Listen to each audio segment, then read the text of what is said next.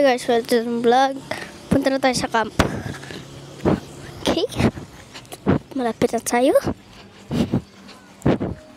Yan. Okay. Ayan na tayo. Alam niyo guys, yung mga kotse dito, laging nalulubog kasi yung kotse namin malaki. Kaya inan namin yung mga ano. Okay.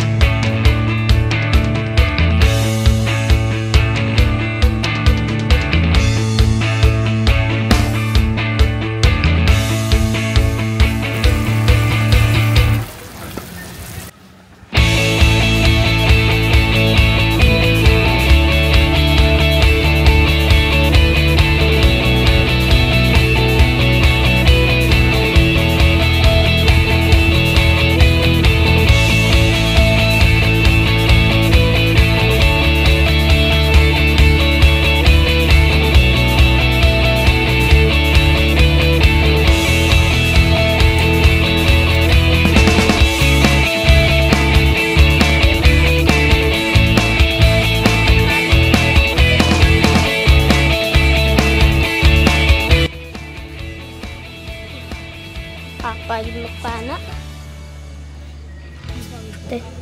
Sobrang hangin. Lahat ng ano namin, kap namin, tinakay. Sorry.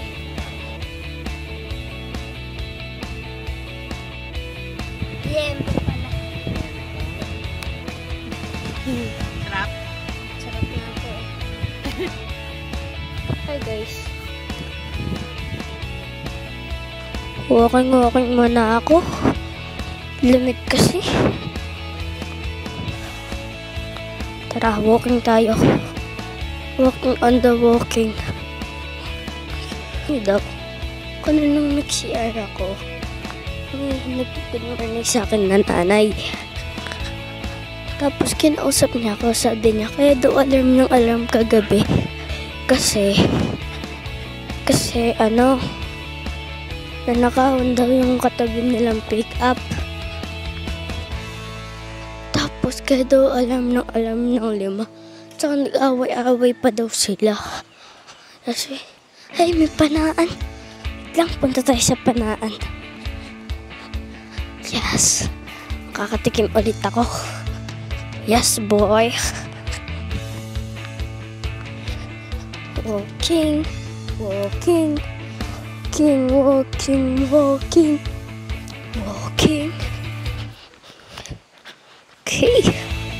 Dito na tayo.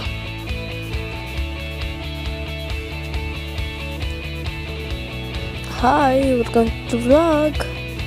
Here's fishing.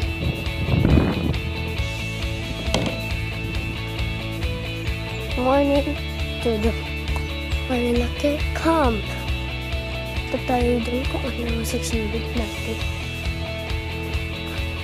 Tara. Pula yung tent. Saka ganyan. Diba? Ang stig. Ganda nila. Huwag na tayo dyan. Iba naman.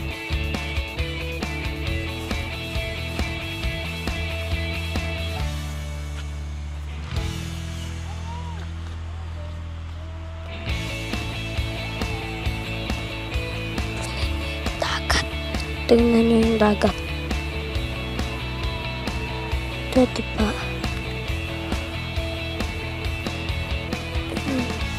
Hi guys, welcome to Kenneth's vlog. Good morning sa dimple ko. Ngayon si Kenneth walking in the walking. Si Master. Master, anong lulutuin for today's video? Hotdog. Eh, anong kinakain natin? Hindi naman hotdog yan. Noodles. Cup noodles. Oh, yung hotdog kailan? Within the day. Oh my God. Si walking in the walking. Star ng Pasko. Oh, saan ka punta? Sa damon. Saan punta? Damon. Okay. Brum brum.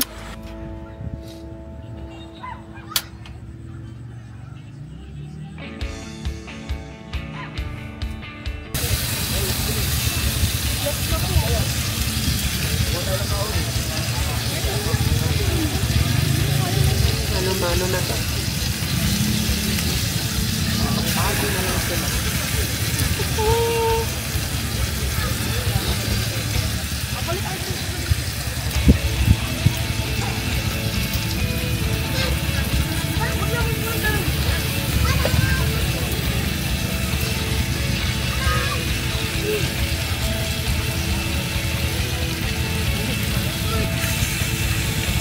Dito na tayo para pagbalik nila, eat na sila. Huwag ko daw lutuan. Wala magawa eh. Meron kaming inflatable bed. Tapos meron yan yung kumot na pwedeng pumasok sa loob. Tapos may chair na may chair na may paa. Ayaw. Yan. Tapos dalawang ganyan. Tapos yung table namin, yung mga things na halos lagi nagagamit, nandiyan usually tissue, nandiyan kaming cooler, nandiyan na yung ice, tsaka mga niluluto namin na meat, tas water, na nakapatong sa upuan, basurahan, yon pinaglalagyan namin ng mga panghugas para dadalhin namin, isahan na lang, tas mga snacks, 3 boxes na ganyan. So, yung egg, para secure, na ganyan. Tapos, supposedly, mga gamit-gamit, sinasabi. Tapos, may nasa-swimming doon. Kita niyo ba? Ayan siya. Cook na tayo. Bigas, condiments. Ito rin, lagayan din ng condiments yung mauna ni Kenneth sa school. Dito tayo, guys. Come with me as I cook our breakfast. That's not very early na. Swimming kasi sila, iniwan nila ako. So, what else do I do? I cook. I make myself useful. Bacon. Mamaya itlog. Nandito tayo sa Marilaki Camp Marilaki. It's in front of a river. So, doon sila naliligo. Unfortunately, dadalawa lang ng lababo for a huge campsite. So, medyo traffic pagka yung mga taga-hugas ay ginagawa na ang task nila pag tanghali, breakfast. At pasensya na, dahil may allergic rhinitis tayo, lagi tayong sinisipon. Bear with me as I make my kwento. Ow! Aroy! Okay.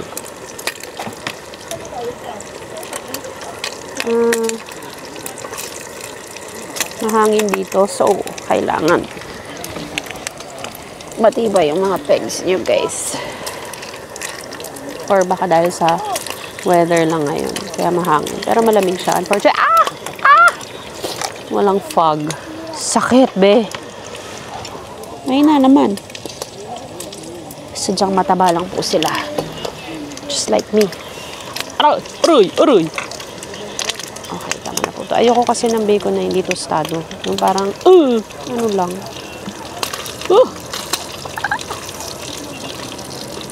Ang boiled. Ayoko nun. It's not bacon if it's not fried. What's a sad bacon? Okay, so since hindi po kasha, manually po natin ahatiin kasi tinatamad tayong maggupit or maghiwa at gumamit ng ibang tools. Let's make use of our ba't ang lakas? Hands instead.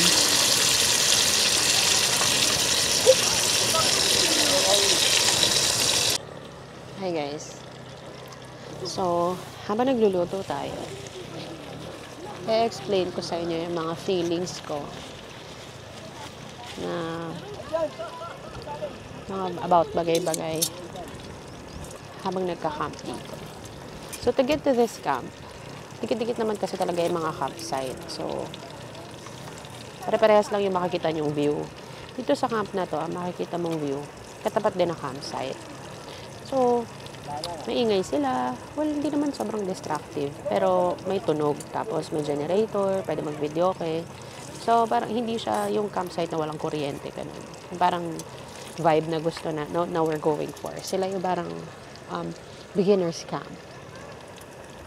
No offense, okay naman yun. Kaya lang, syempre, iba yung vibe nga na vibe we're going for. So, medyo maingay siya in the morning and in the evening maingay din siya. So, lights out, 10 p.m. kami. Pero sila, maliwanag pa rin. So, parang technically, the lights aren't out by 10 p.m. So, anyway, sobrang lakas ng hangin dito. Siguro kung hindi kami tinulungan ng kapitbahay namin dito sa tabi, hindi kami makakapag-pitch ng tent ng ganun kabilis. Dalawa lang kasi kami technically, so it's like, 2.5. Kasi si Kenneth, parang tries his best naman to assist us. Kaya syempre maliit siya, hindi ganun kalakas yung hatak niya, or yung, alam mo yun, pero at least meron kaming, takbo ka nga punta dito. Yan. So anyway, 2.5. Pag nipipitch ka ng tent, syempre, ilan ba yung edges ng tent mo? So, pag yung isa nalaglag, hawak ng isa-isa. So anyway, ayun nga, mahirap siya. So, kung hindi nila kami tinulungan, I don't think makakapitch kami ng tent. And that's when I realized na no man is an island talaga. Kailangan mo ng ibang tao. Kailangan mo ng help ng ibang tao. Stranger man, kakilala, kailangan mo ng help para ma-achieve mo yung goal mo sa buhay, which in this case is pitching a tent. Ganun man siya kasimple, pero yun nga, yun yung na-realize ko. Tapos, ano pa ba mga na-realize ko? Na certain things are made for certain things. Naisip ko yon kasi sa dati namin kinampan, solid na lupa yung sahig. So, madaling magpukpok. Dito, medyo magraba. Lupa on the surface, pero bato yung ilalim. So, pag pinukpok mo siya yung metal na thing, bumabalik ko. So, ibig lang sabihin nun na kung ikaw yung metal na thing na yon at hindi ka made for, let's say, a rocky na sahig, hindi ka talaga made for that. So, built ka lang para sa lupa. So, if things aren't working for you in your situation now, baka hindi ka made para doon. Siyempre, try your best pa din. Kaya lang, if it's really not working, kahit na yung best mo ginawa mo na, baka pang sahig na may pebbles ka talaga, ganun. Ano pa ba? Na masarap magbakasyon paminsan-minsan. Hindi kailangan mahal, hindi kailangan glamorous. Kailangan mo lang siyang effortan kasi nowadays sobrang busy natin and yung effort natin pinuput into work natin. Kailangan mag-work, kailangan kumita ng pera, pero minsan masarap din siyang gastusin. Hindi dun sa mga expensive na things, kundi dun sa mga experiences. And now, mas na-realize ko na I value travel / rest very much. Parang doon ko nakukuha yung experience na hinahanap ko. Doon ko nakukuha yung rest. Kasi yung utak ko, lagi lang siyang gumagana. Nahirapan siya matulog. Basta lagi lang siyang gumagana. Pero dito, kahit gumagana siya, may times na tahimik. Nakatulog ako. Ganun. So, baka we get peace from nature. Well, ewan ko sa inyo. Pero ako, I get peace from nature. Siguro. Pero yung traveling, hindi naman lagi nature. Pero anyway, yung experience, ganun. Tapos, naisip ko din na hindi lahat ng campsites ay malilinis. Kasi sa campsite na to, may mga buto ng yung mga parang buto ng bulalo, yung pinag-iwanan ng niluto ng nating nag-camp. May mga tansan ng tanduay. Parang, yes, it's a campsite, but it's not well kept. For me, ewan ko lang sa experience ng iba. But it's not well kept. Tapos, ayun nga, may traffic sa lababo kasi dadalawa lang yung lababo for a huge campsite. So, that's a deal breaker for me kasi ako po ang tagahugas ng pinggan. Gusto ko sana yung every after meal, maghuhugas na ako ng pinggan kasi hindi ko yun ma-achieve dito, kailangan off-peak hours kasi ang traffic nga. Ano pa ba? Na-realize ko din kasi para to get to this camp, dadaan ka sa maliit na river. Maliit lang siya na river actually. Tapos parang feeling mo ang dali-dali lang makakaross. Pero hindi siya madali for everyone. Kasi pwedeng car dependent yung issue, hindi kaya ng power ng car mo, or pwede din naman driver dependent, baka mali yung strategy. Pero technically, isa lang naman yung road na dinadaanan nyo, and yung iba can just easily maneuver. Pero sa iba, nababalahaw. Yung ibang motor, nababalahaw din, pero yung iba parang chill lang sila, ganun. So yun, baka nga not everyone is built for everything. May kanya-kanya talaga tayong specialty sa buhay. And hindi rin maganda na sasabihin mo na, hindi siya magaling, or baka hindi lang siya talaga for that. So ayun, don't judge a car by its cover, and a driver by its cover, maybe. Pakita ko sa inyo ang itsura nung taan. Ayan lang siya, be. Oops. Ayan. Diba? Ang ikli.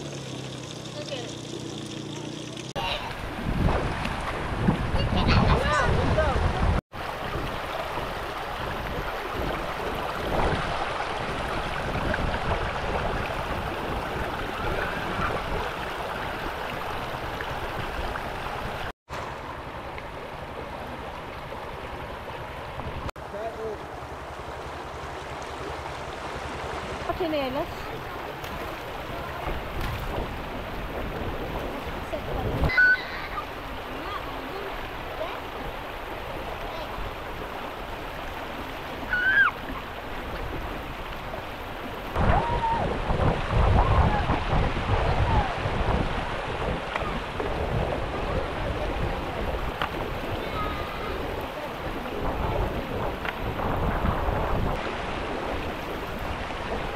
Hi guys, muni tayo. Mawali tayo ng crab and fish. What's up? Cottage pa lang. Cottage ka dyan. Tara na, doon na tayo. Yun! Saan? 3 crab, 1 hipon at saka 1 isda. Wow! Lu!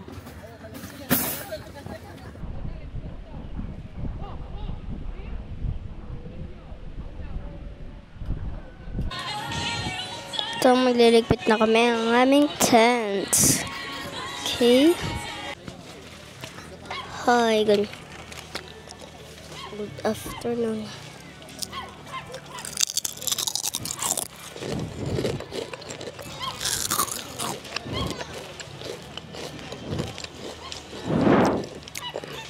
So, yun. Alam niyo ba kung saan to? Wala niyo kung ano to. Ako Marilaki kayo.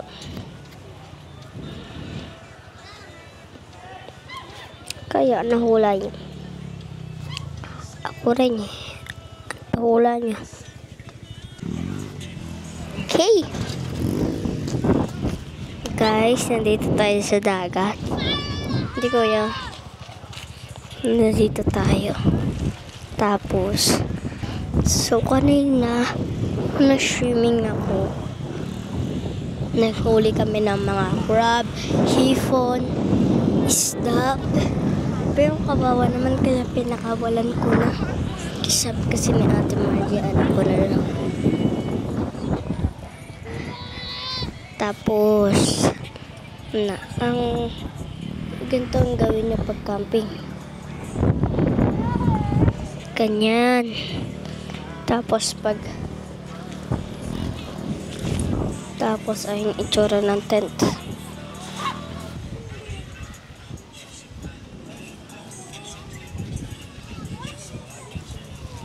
And lupitan namin yung tent. Nakasarado. Ganyan itsura. Nakababa lang siya. Okay. Sige na, bye-bye na.